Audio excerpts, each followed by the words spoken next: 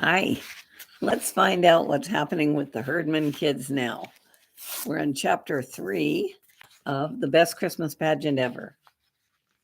Mrs. Armstrong, who was still trying to run things from her hospital bed, said that the same people always got the main parts. But it's important to give everybody a chance, she told Mother over the telephone. Let me tell you what I do. Mother sighed and turned off the heat under the pork chops. All right, Helen, she said. Mrs. Armstrong called Mother at least every other day, and she always called at supper time. Don't let me interrupt your supper, she always said, and then went right ahead and did it anyway, while my father paced up and down the hall saying things under his breath about Mrs. Armstrong. Here's what I do, Mrs. Armstrong said. I get them all together and tell them about the rehearsals and that they must be on time and pay close attention. Then I tell them that the main parts are Mary and Joseph and the wise men and the angel of the Lord. And then I always remind them that there are no small parts, only small actors. Do they understand what that means? Mother asked. Oh, yes, Mrs. Armstrong said. Later, Mother asked me if I knew what that meant about small parts and small actors. I didn't really know. None of us did. It was just something Mrs. Armstrong always said. I guess it means that the short kids have to be in the front row of the angel choir, or else nobody can see them. I thought so, Mother said. It doesn't mean that at all. It really means that every single person in the pageant is just as important as every other person, that the littlest baby angel is just as important as Mary. Go and tell that to Alice Wendelkin, I said, and Mother told me not to be so fresh. She didn't get very mad, though, because she knew I was right. You could have a Christmas pageant without any baby angels, but you couldn't have one without a Mary. Mrs. Armstrong knew it too. I always start with Mary, she told Mother over the telephone.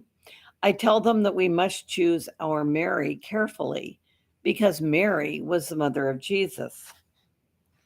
I know that, Mother said, wanting to get off the telephone and cook the pork chops. Yes, I tell them that our Mary should be a cheerful, happy little girl who is unselfish and kind to others. Then I tell them about Joseph, that he was God's choice to be Jesus' father, and our Joseph ought to be a little boy. She went on and got as far as the second wise man when Mother said, Helen, I have to go now. There's somebody at the door. Actually, there was somebody at the door. It was my father, standing out on the porch in his coat and hat, leaning on the doorbell. When Mother let him in, he took off his hat and bowed to her. Lady, can you give me some supper? I haven't had a square meal in 3 days. Oh, for goodness sake, Mother said. Come on in. What will the neighbors think to see you standing out there ringing your own doorbell? And why didn't you ring the doorbell 10 minutes ago? Mrs. Armstrong called Mother 2 more times that week to tell her that people could hem up costumes but couldn't cut them, and to tell her not to let the angel choir wear lipstick. And by Sunday, Mother was already sick of the whole thing. After church, we all filed into the back 7 pews, along with 2 or 3 Sunday school teachers who were supposed to keep everyone quiet. It was a terrible time to try to keep everyone quiet. All the little kids were tired and all the big kids were hungry. And all the mothers wanted to go home and cook dinner. And all the fathers wanted to go home and watch a football game on TV. Now, this isn't going to take very long, Mother told us. My father had said it better not take very long because he wanted to watch the football game too. He also wanted to eat, he said. He hadn't had a decent meal all week. First, I'm going to tell you about the rehearsals, Mother said. We'll have our rehearsals on Wednesdays at 6:30. We're only going to have 5 rehearsals, so you must try to be present at every one. What if we get sick? Asked a little kid in the front pew. You won't get sick, Mother told him, which was exactly what she told Charlie that morning when Charlie said he didn't want to be a shepherd and would be sick to his stomach if she made him be one. Now, you little children in the cradle room and the primary class will be our angels, Mother said. You will like that, won't you? They all said yes. What else could they say? The older boys and girls will be shepherds and guests at the inn and members of the choir. Mother was really zipping along, and I thought how mad Mrs. Armstrong would be about all the things she was leaving out. And we need Mary and Joseph, the 3 wise men, and the angel of the Lord. They aren't hard parts, but they're very important parts. So those people must absolutely come to every rehearsal. What if they get sick? It was the same little kid, and it made you wonder what kind of little kid he was to be so interested in sickness. They won't get sick either, Mother said, not looking a little cross. Now, we all know what kind of person Mary was. She was quiet and gentle and kind, and the little girl who plays Mary should try to be that kind of person. I know that many of you would like to be Mary in our pageant, but of course we can only have one Mary. So I'll ask for volunteers, and then we'll all decide together which girl should get the part. That was pretty safe to say, since the only person who ever raised her hand was Alice Wendelkin. But Alice just sat there, chewing on a piece of her hair and looking down at the floor. And the only person who raised her hand this time was Imogene Herdman. Did you have a question, Imogene? Mother asked. I guess that was the only reason she could think of for Imogene to have her hand up. No, Imogene said, I want to be Mary. She looked back over her shoulder. And Ralph wants to be Joseph. Yeah, Ralph said. Mother just stared at them. It was like a detective movie when the nice little old gray-haired lady sticks a gun in the bank window and says, Give me all your money. And you can't believe it. Mother couldn't believe this. Well, she said after a minute, we want to be sure that everyone has a chance. Does anyone else want to volunteer for Joseph? No one did. No one ever did, especially not Elmer Hopkins. But he couldn't do anything about it because he was the minister's son. One year he didn't volunteer to be Joseph, and neither did anyone else. And afterwards I heard Reverend Hopkins talking to Elmer out in the hall. You're going to be Joseph, Reverend Hopkins said. That's it. I don't want to be Joseph, Elmer told him. I'm too big and I feel dumb up there, and all those little kids give me a pain in the neck. I can understand that, Reverend Hopkins said. I can even sympathize. But till somebody else volunteers for Joseph, you're stuck with it.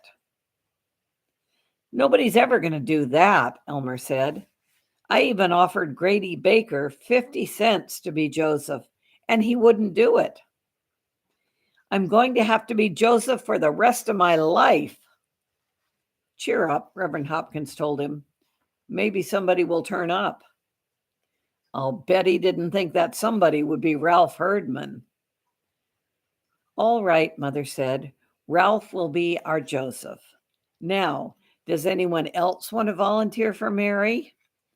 Mother looked all around, trying to catch somebody's eye. Anybody's eye. Janet? Roberta? Alice? Don't you want to volunteer this year? No, Alice said so low you could hardly hear her. I don't want to. Nobody volunteered to be the wise men either, except Leroy, Claude, and Ollie Herdman. So there was my mother, stuck with a Christmas pageant full of Herdmans in the main roles. There was one Herdman left over and one main role left over, and you didn't have to be very smart to figure out that Gladys was going to be the angel of the Lord. What do I have to do? Gladys wanted to know. The angel of the Lord was the one who brought the good news to the shepherds, Mother said. Right away, all the shepherds began to wiggle around in their seats, figuring that any good news Gladys brought them would come with a smack in the teeth. Charlie's friend, Hobie Carmichael, raised his hand and said, I can't be a shepherd. We're going to Philadelphia. Why didn't you say so before? Mother asked. I forgot. Another kid said, my mother doesn't want me to be a shepherd. Why not? Mother said. I don't know. She just said, don't be a shepherd. One kid was honest. Gladys Herdman hits too hard, he said. Why, Gladys isn't going to hurt anybody, Mother said. What an idea. The angel just visits the shepherds in the field and tells them Jesus is born. And hits them, said the kid. Of course, he was right. You could just picture Gladys whamming shepherds left and right. But Mother said that was perfectly ridiculous. I don't want to hear another word about it, she said. No shepherds may quit or get sick, she added, before the kid in the front pew could ask. While everyone was leaving, Mother grabbed Alice Wendelkin by the arm and said, Alice, why in the world didn't you raise your hand to be Mary? I don't know, Alice said, looking mad. But I knew.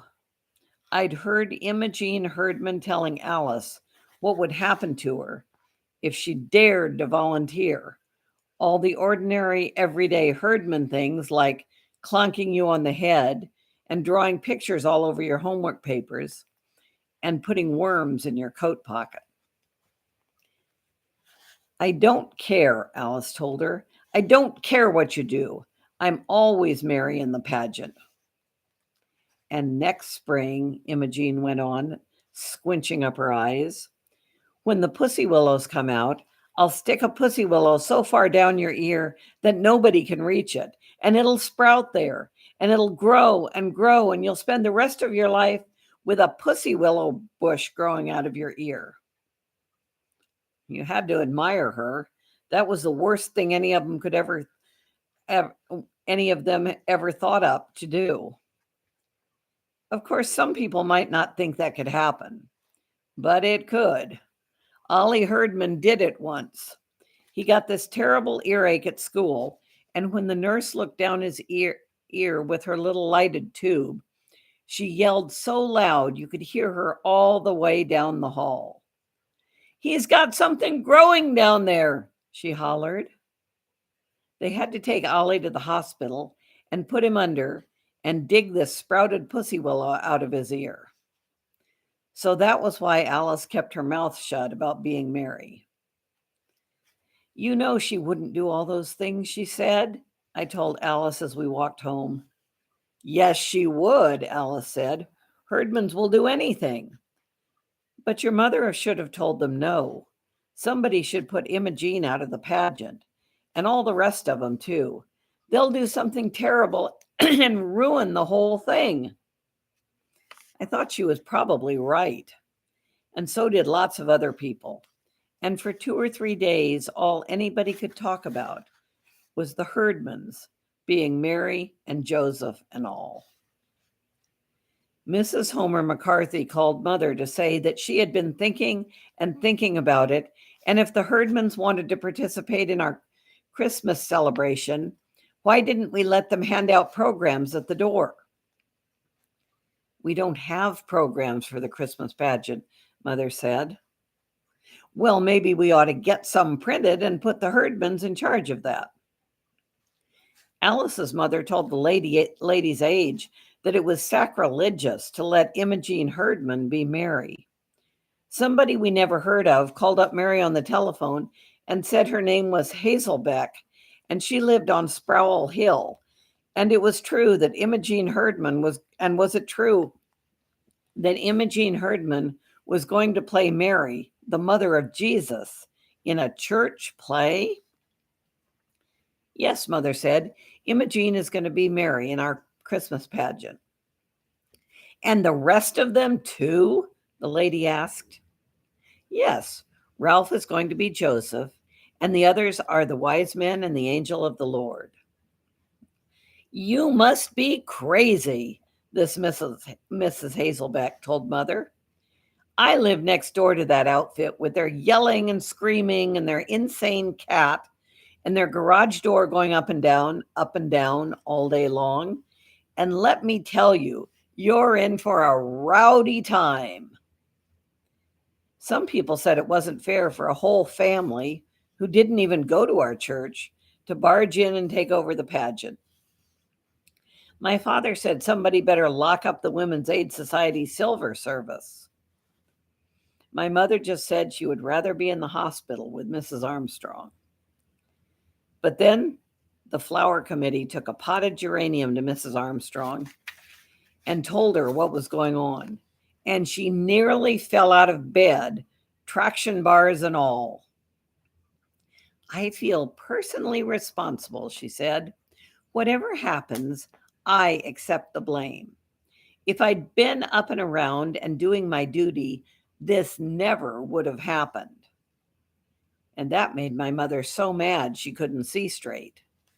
If she'd been up and around, it wouldn't have happened, Mother said. That woman, she must be surprised that the sun is still coming up every morning without her to supervise the sunrise. Well, let me tell you. Don't tell me, my father said. I'm on your side. I just mean that Helen Armstrong is not the only woman who can run a Christmas pageant. Up until now, I'd made up my mind just to do the best I could under the circumstances. But now, she stabbed a meat fork into the pot roast, I'm going to make this the very best Christmas pageant anybody ever saw. And I'm going to do it with the Herdmans, too. After all, they raised their hands and nobody else did. And that's that. And it was, too. For one thing, nobody else wanted to take over the pageant, with or without Herdmans. And for another thing, Reverend Hopkins got fed up with all the complaints and told everybody where to get off. Of course, he didn't say, go jump in the lake, Mrs. Wendelkin, or anything like that. He just reminded everybody that when Jesus said, suffer the little children to come unto me, Jesus meant all the little children, including Herdmans. So that shut everybody up, even Alice's mother. And the next Wednesday, we started rehearsals.